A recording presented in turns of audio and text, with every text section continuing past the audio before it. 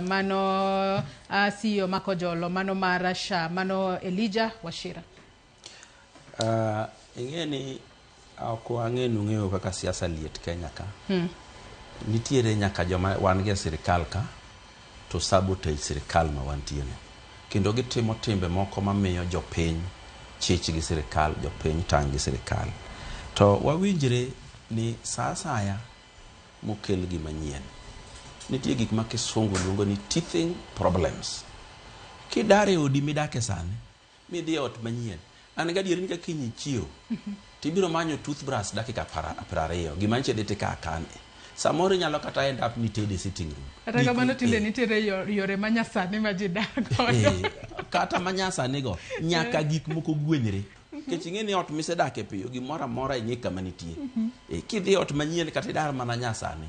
Gik moko nyaka yud kama koro ikawo koni, chon ni ikawe koni, bedroom nicha ni on the left, koro en on the right. Mago gik ma nyaka bedie. To nitiere be ji eyie kanyo nikech siasa mone liet nyoro ka mane idwaro ni mondo gi paint the president as incompetent as possible. Mantie nyaka jomoko mane nitiere e sirkal ka mane otudore gi joma neno kelo jensi mane sabotage sirkal from within. Omiyo wawinjre uru ni tuk siasa ni en tugo moting'o juok, moting'o gik mang'eny. So wawinjre ni project no ko bedo hard nikech nitiere problem moro na wan go NHIF. Jopiny ne ok nyal ng'eyo. Ne nitiere osiptende ma bandia mang'eny ma iyudo ni osiptal maonge kata theater. Iyudo ka gi claim pesa NHIF kujocho no tim surgery chiegni pile. Ji no nudo gini loso go pesa manyaka no beda overhauled. To samo bedo overhauled no, ochalo samitimo operation. Rem to nyaki winji kata wang' nyathi biro wuok bang'e kotimni operation. Rem to nyaki winji kata wang' kidonda mani ing'ado ni no biro wuok bang'e. Omiyo wawinjri awinja ni wabro dhi mos to gikone shift ni biro bedo maber kendo biro savwa. Some of the people mi tiyo gi shift ni gibiro chudo ka thieth gi oserumo. Tang'e ni nitie kuonde moko midware deposit and all that. To useneno ni nyaka no chakre kama koro wachope ni koro obedo smooth mos. Ma ji mang'eny ma bende wacho ni an no sava maber kabisa. Ing'e ni chon ne nitiere gimiluongo ni expiry date ID. ID na makongo kawo ne en 10 years. Gimomiyo niketo expiry date ID nikech nyaka picha ni mane ID no lokore. Kani tin to koro kichaki tiko higni 10. Koro ng'ato ok nyal identify gi picha mane go 10 years ago. Kata an ID na ka picha mantie king'iyo sani to inyalo woro ni okan. Gi gik mang'eny, there also place of residence nyalo lokore and so on. Mane momiyo ni iloko gigo. To ka oloke to nego be ni manyien biro automatic. Picha midhi loko manyien. Those biometrics mo change go emi loko manyien. Nitie jomoko manyaka thumbprints manoketi koro lokore. Mane momiyo gik makamago ne timore. To winjo kuwacho wach arresting after investigation. Yes. Nitie gik mang'eny kiwinjo ni ng'ato timo fraud e bank. Titima investigation me yud ni mae ng'amo kwalo kokedi arrest. To a criminal offense, a capital offense, ng'amo nego ng'ato.